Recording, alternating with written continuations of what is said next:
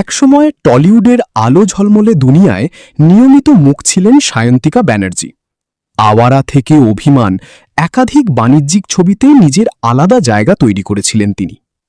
নাচ, Glamour, screen presence সব মিলিয়ে দর্শকদের কাছে হয়ে উঠেছিলেন জনপ্রিয় এক নাম।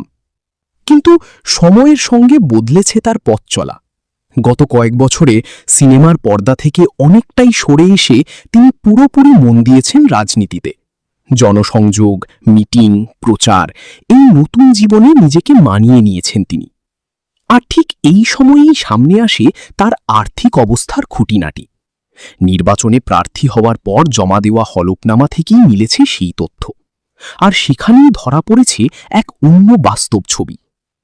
কয়েক বছর আগেও তার বার্ষিক আয় ছিল প্রায় 10 লক্ষ টাকার কাছাকাছি, কিন্তু সাম্প্রতিক সময়ে তা কমে দাঁড়িয়েছে প্রায় অর্ধেকে।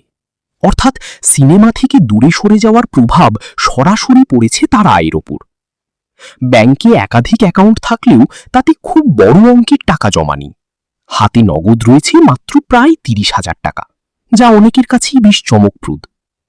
তবে জীবন পুরোপুরি সাধারণও নয়। তার কাছে রয়েছে একটি মার্সিডিজ বেঞ্জ গাড়ি, যা তার লাইফস্টাইলের ইঙ্গিত দেয়। কিন্তু সেই গাড়িটিও পুরোপুরি নিজের টাকায় কিনা নয়, ঋণের উপর নির্ভর করেই কিনা হয়েছে সেটি। সবচেয়ে বড় চমক এখানেই, তার নিজের নামে কোনো বাড়ি বা জমি নেই, এমনকি পৈতৃক সম্পত্তিতেও তার নাম নেই বলে জানা গেছে। উল্টো দিকে প্রায় 50 লক্ষ টাকার বেশি ঋণের দায় রয়েছে তার উপর, যার মধ্যে রয়েছে গাড়ির লোন এবং ব্যক্তিগত ঋণ। সব মিলিয়ে ছবিটা বেশ জটিল। বাইরে থেকে গ্ল্যামার আর পরিচিতি থাকলেও ভেতরের আর্থিক বাস্তবতা কিন্তু অনেকটাই আলাদা।